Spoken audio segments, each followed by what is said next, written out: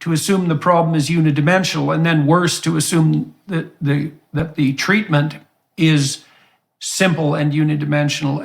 And you said that when you were educated, that all of this was collapsed into something that's like a hyper oversimplification, right? And then there's a moralistic element to it too. I mean, Zucker's a really good example, because Ken Zucker was probably the world's foremost leading authority on gender dysphoria and autogynephilia, which he separated very carefully clinically. He ran the gender dysphoria clinic in Toronto and was eventually hounded out of his life by gender affirming activists. And what Zucker showed were, well, apart from the distinction between the autogynephilic types and then the kids who had cross-sex temperament, he showed that if you left kids who had body dysmorphia issues alone, 90% of them would settle into their biological identity by the time they were 18 or 19.